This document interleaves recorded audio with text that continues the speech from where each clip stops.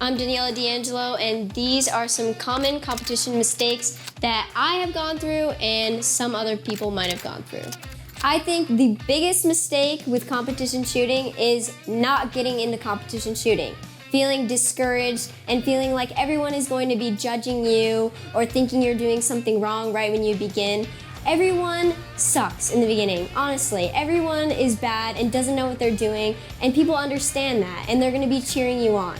So don't feel bad.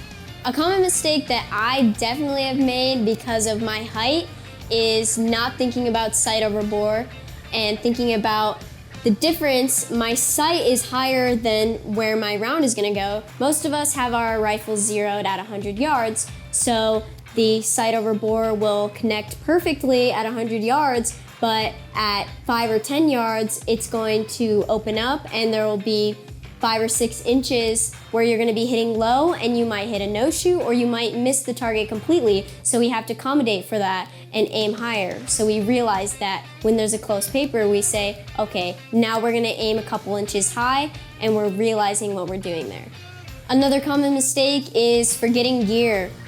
A lot of people will forget their belts or even their pistols. The good thing about shooting with good people is someone will always have something there for you to replace the things you forget, but don't forget your gear when you're on the way to the shooting range. I think a way to fix not leaving things at home is to prepare the night before and have everything ready the night before the match. Or if your car is parked in the garage, you can put everything inside the car or leave certain things in the car. Like I leave my eyes and ears inside the car so they're there every time and I don't have to think about it. If you're watching this and you want to get into 3-gun, another common mistake people make is thinking they need to spend thousands and hundreds of dollars on new gear or expensive, super good gear when they can just use what they have but be prepared with it. A big mistake that I have made and some other people probably make is they mess up on a stage and they think that their whole match is completely ruined.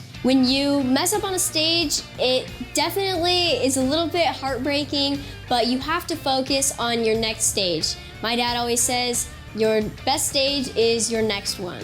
You can't sit and think about how bad you did on the last stage. You have to think about the rest of the match. You can mess up on one stage and do the rest of the stages great and still have an amazing match. A lot of people get discouraged if they don't do their best.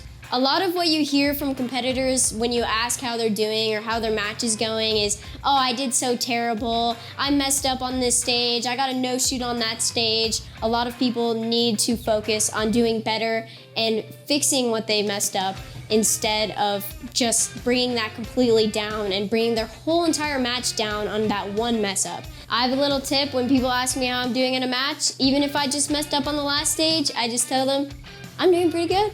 I did great on the last stage because I need to stay positive. That's a very important thing with competition shooting, is staying positive.